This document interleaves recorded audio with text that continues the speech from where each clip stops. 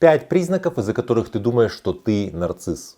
Эта тема сейчас очень распространена, очень много есть информации о том, что такое нарциссизм. И бывает так, что человек начинает замечать в себе какие-то признаки. И сегодня мы поговорим о том, как понять, что ты вот нарцисс ты или не нарцисс. И если ты сам про себя так думаешь, что тебе нужно в терапию, или нужно просто не заморачиваться и не брать на себя лишнее. Меня зовут Евгений Масеев, я психиатр и психотерапевт, и сегодня мы говорим о 5 признаках, из-за которых ты можешь думать, что ты нарцисс. Ну и такой небольшой спойлер. Если ты задумываешься о том, нарцисс ли ты или нет, то скорее всего ты не нарцисс, но есть нюансы. Если эта тема вам интересна, ставьте лайк, подписывайтесь на мой канал, чтобы не потерять меня, и мы с вами начинаем. И первое, ты переживаешь, что слишком много думаешь о себе.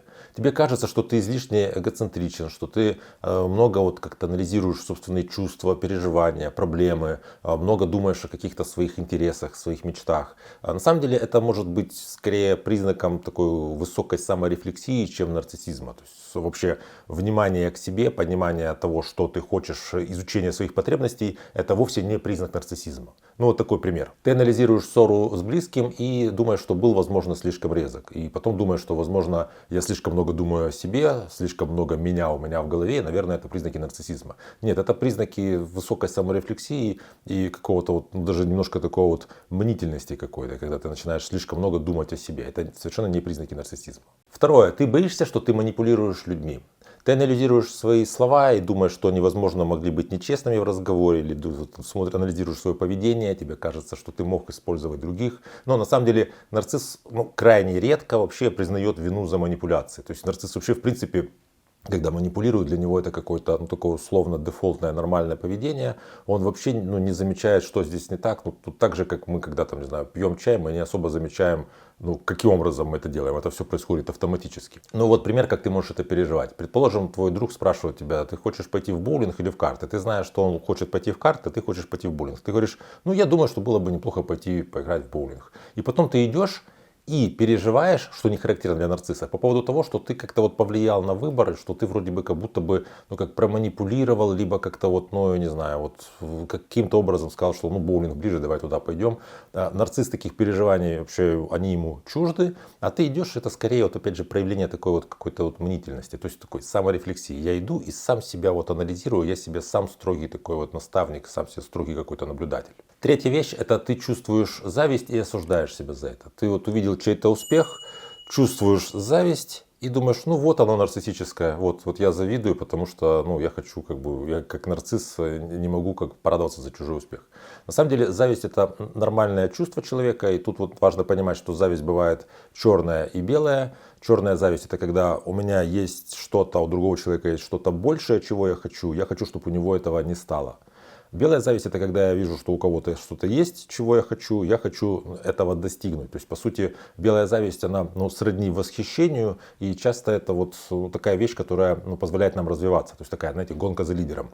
Я вижу человека, который добился чего-то большего, чем я, и я хочу по его, не знаю, примеру тоже такого добиться. И получается, что зависть вообще-то не всегда это такая вещь разрушительная. Да, у нарцисса, поскольку он находится в этом своем раздутом нарциссическом пузыре, он является постоянно лучшей версией себя, лучше уже невозможно. И когда он видит кого-то, кто как будто бы лучше него, скажем, красивее, успешнее, богаче, ярче, популярнее и так далее, то поскольку он-то уже не имеет никаких инструментов роста, единственный способ, как он может в этой своей нарциссической конкуренции как-то с собой справиться, ему очень сильно хочется, чтобы тот человек как-то провалился. Поэтому нарциссы используют обесценивание и утилизацию.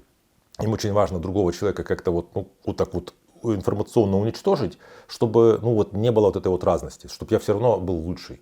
Нарцисс не может расти, поэтому он больше настроен на разрушение окружающих. Кстати, я провожу онлайн-курс про отношения, где мы разбираемся, находишься ты в разрушительных отношениях или нет, как из этих отношений выйти, если они оказались разрушительными, и как восстановиться после этих отношений.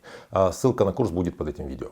Четвертая вещь, из-за которой ты можешь переживать, что ты нарцисс, если ты понимаешь, что ты радуешься похвале, тебе нравится одобрение, то есть тебе нравятся какие-то лайки, когда тебя хвалят, когда тебе дают какое-то признание, когда тебе говорят какие-то вещи на работе, что у тебя хорошо получается. И ты думаешь, опять это что-то такое нарциссическое, то есть как будто бы я зависим от похвалы, я зависим от признания. Но на самом деле надо понимать, что желание признания это базовая человеческая потребность. Мы социальные, и признание это по сути такая принятие, инклюзия нас в общество. У нарцисса, у него немножко по-другому. Ему нужно не только признание, ему нужно постоянно, чтобы ему как будто бы льстили. То есть ему нужно как будто бы такое неистинное признание.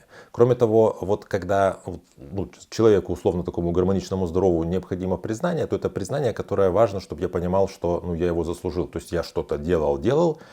Я прежде всего считаю, что эта вещь достаточно хорошая, и другие люди оценивают это также вслед за мной.